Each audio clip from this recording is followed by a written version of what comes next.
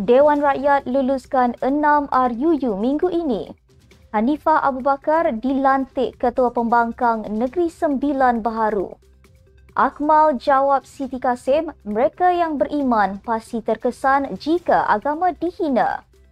Lelaki mengaku bersalah hina Islam berhubung isu stokin kalimah Allah. Mahkamah Tinggi tolak permohonan Naimah Khalid untuk pemulangan semula pasport.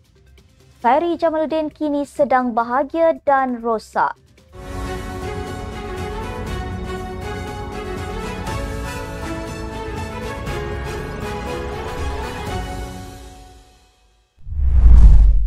Bismillahirrahmanirrahim. Assalamualaikum warahmatullahi wabarakatuh. Salam Malaysia Madani. Bersama saya Asma Ismail dalam Netstep News edisi tengah hari 22 Mac 2024 bersamaan 11 Ramadan 1445 Hijrah. Sebelum itu jangan lupa untuk subscribe YouTube Netstep TV dan follow Facebook Netstep Malaysia.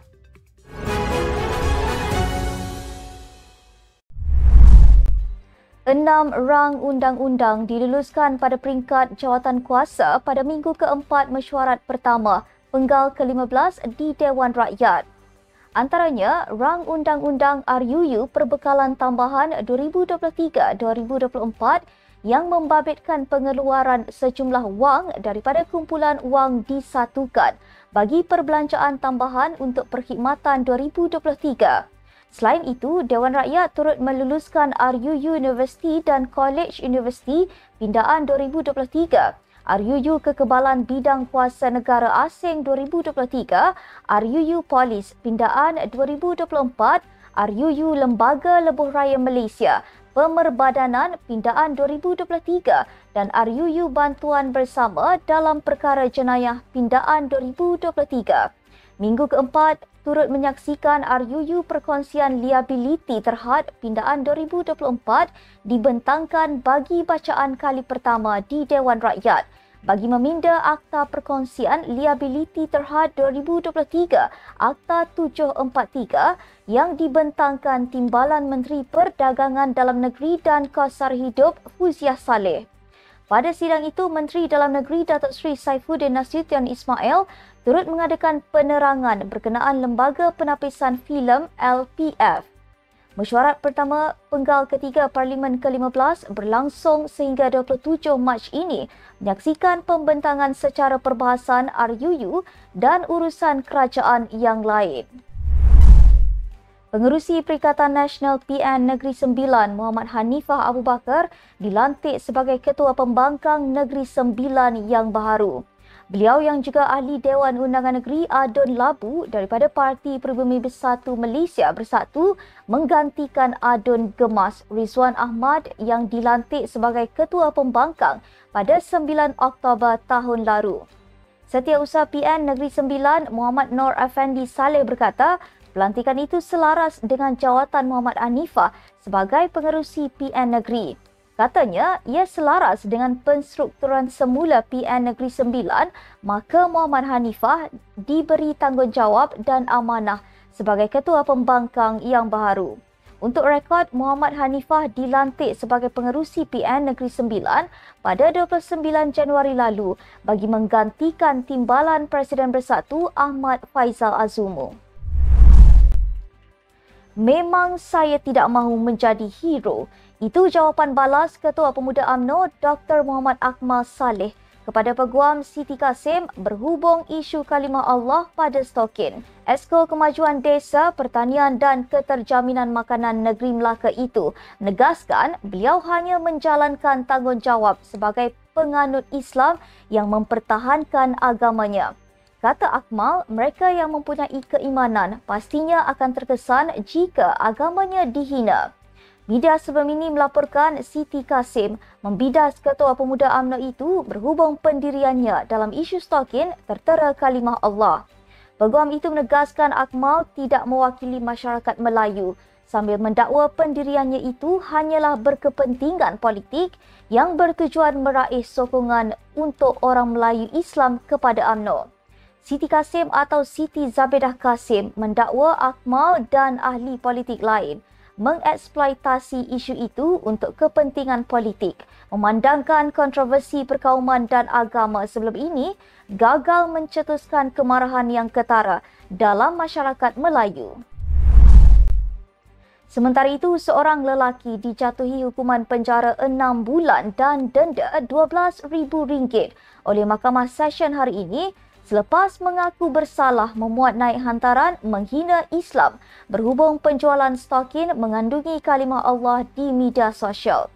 Chio Wai Long, 35 tahun, membuat pengakuan itu selepas pertuduhan dibacakan terhadapnya oleh jurubahasa di hadapan Hakim Suzana Hussein.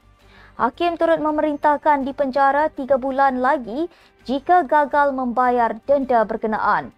Tertuduh sebelum itu dilaporkan ditahan polis di Ceras, Kuala Lumpur pada Rabu.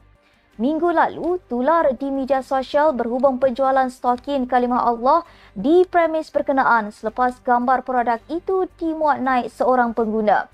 KK Mart kemudian tampil memohon maaf susulan kontroversi penjualan stokin itu di rangkaian serba nikah syarikat berkenaan.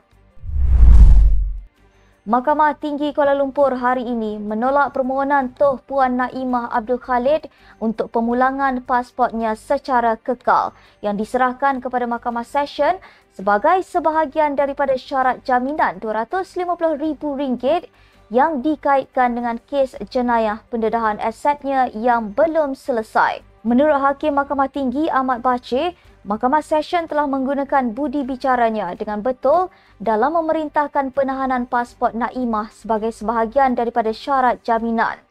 Ahmad juga bersetuju dengan pihak pendakwaan bahawa terdapat risiko Naimah melarikan diri ke luar negara jika pasport dipulangkan secara kekal kepadanya, sambil menambah bahawa beliau sentiasa boleh memfailkan permohonan pada masa hadapan untuk pemulangan sementara pasportnya untuk pertimbangan mahkamah.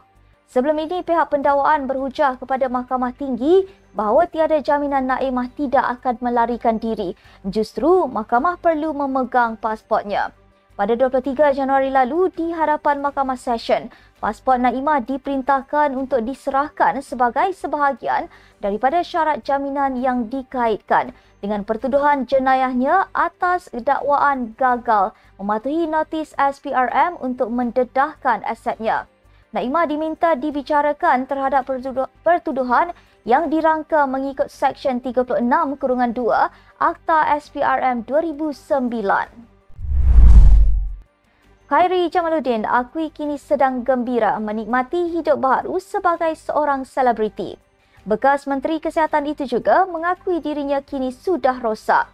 Justru disebabkan kegembiraan dengan dunia baharunya itu juga, Khairi 48 tahun mengakui hatinya masih belum tergerak untuk kembali aktif dalam dunia berpolitik ketika ini. Selain itu, Khairi juga beranggapan buat masa sekarang, beliau belum mengetahui hala tuju sebenar langkah politiknya selepas mengambil keputusan untuk berehat dari dunia itu buat sementara waktu. Untuk rekod, istilah rosak dikaitkan dengan Khairi kerana perwatakannya yang dikatakan berubah 180 darjah sejak menyertai Hot FM. Sekian untuk edisi tengah hari ini. Ikuti perkembangan semasa isu-isu panas politik Malaysia setiap hari hanya di Netstab News. Jangan lupa untuk follow Facebook Netstab Malaysia dan subscribe YouTube Netstab TV. Netstab Malaysia menjangkau informasi mengorak inspirasi. Saya Asma Ismail. Assalamualaikum dan salam sejahtera.